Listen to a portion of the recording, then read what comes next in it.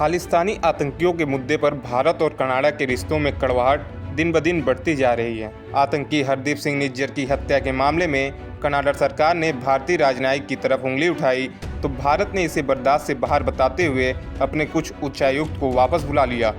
इसके साथ ही भारत ने कनाडा के 6 राजनयिकों को निष्कासित भी कर दिया।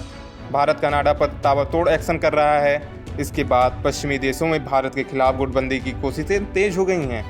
कनाडा के प्रधानमंत्री जस्टिन ट्रूडो ने इस संबंध में यूनाइटेड किंगडम यूके के प्रधानमंत्री कीर स्टारमर से बात की। ट्रूडो ने अपने विदेश मंत्री को अमेरिका और पश्चिमी देशों के उच्च अधिकारियों से संपर्क साधकर भारत के खिलाफ नैरेटिव सेट करने का निर्देश दिया है। भारत ने भी ट्रूडो के नफरती इरादे पर पानी फेरने के लिए कमर कस ली है। इसी बीच भारत कनाडा में अब अमेरिका ने भारत से जांच में सहयोग करने का आग्रह किया। उसने कनाडा के आरोपों को बेहद गंभीर बताया। अमेरिकी विदेश विभाग के प्रवक्ता मैथ्यूज मिलर ने कहा कि अमेरिका को भारत के साथ सहयोग की उम्मीद थी, लेकिन कनाडाई उच्चायुक्त को निष्कासित करने के उनके फैसले से संकेत मिलता है कि उसने एक दूसरा रास्ता चुना है। एक प्रेस ब्रीफिंग के दौरान मिलर ने कहा, जब कनाडा के मामले की बात आती है तो हमने साफ कर दिया है कि आरोप बेहद गंभीर हैं और उन्हें गंभीरता से लिया जाना चाहिए। हम चाहते हैं कि भारत सरकार अपनी जांच में कनाडा का सहयोग करे। जाहिर है उन्होंने वह रास्ता नहीं चुना। First of all, I'd say that the timing of those was completely coincidental. When it comes to the Canadian matter, we have made clear that the allegations are extremely serious, and they need to be taken seriously. And we wanted to see the government of India cooperate with Canada in its investigation. Obviously, they have not chosen that path. दरअसल Justin Trudeau जब 2015 में Canada के प्रधानमंत्री बने, तब से ही भारत के साथ कनाडा के रिश्तों में खटास आने लगी। ट्रूडो से पहले के कनाडाई प्रधानमंत्री स्टीफन हार्पर ने भारत के साथ अच्छे संबंध बनाए रखे, लेकिन ट्रूडो ने भारत के प्रति उदासीनता दिखाई। फिर भारत और कनाडा के बीच संबंध धीरे धीरे खराब होने लगे। ट्रूडो की खालिस्तानी समर्थकों के प्रति नरम नीति और जगमीत सिंह के साथ गठबंधन से यह तनाव और बढ़ा। 2018 में ट्रूडो की विवादित बयान भारत यात्रा के बाद से संबंधों में खटास पैदा करने लगी। 2020 में किसान आंदोलन पर ट्रूडो की टिप्पणी ने भी तनाव को और बढ़ाया।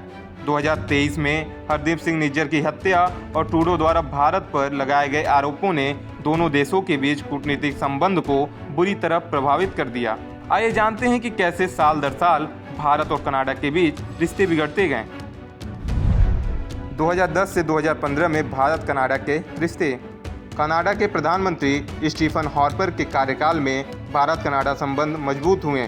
मुक्त व्यापार समझौते FTA पर चर्चा शुरू हुई। कनाडा ने 2011 को भारत का वर्ष घोषित किया, जो भारत के साथ घनिष्ठ संबंधों को और बढ़ा दिया। 2015 में कनाडा ने भारत को यूरेनियम बेचने के लिए एक परमाणु समझौता किया। हार्पर के कार्यकाल में भारत कनाडा संबंध बहुत मजबूत हो गए थे। लेकिन जब से जस्टिन ट्रूडो कनाडा के प्रधानमंत्री बने हैं, तब से भारत कनाडा के संबंध दिन ब दिन खराब होते जा रहे हैं।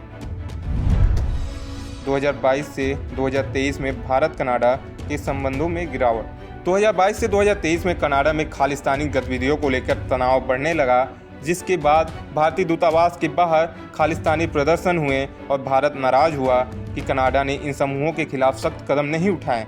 फिर जून 2023 में खालिस्तानी नेता हरदीप सिंह निज्जर की हत्या कनाडा में हो गई।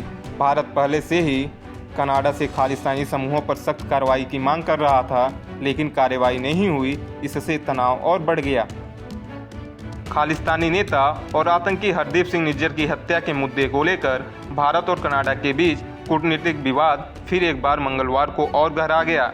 ओटावा ने जहां अपने यहां गुप्त अभियान चलाने में बिश्नोई गिरोह के तार भारत सरकार के एजेंटों से जोड़ने का प्रयास किया, तो वहीं नई दिल्ली ने आरोपों को सिरे से खारिज कर दिया।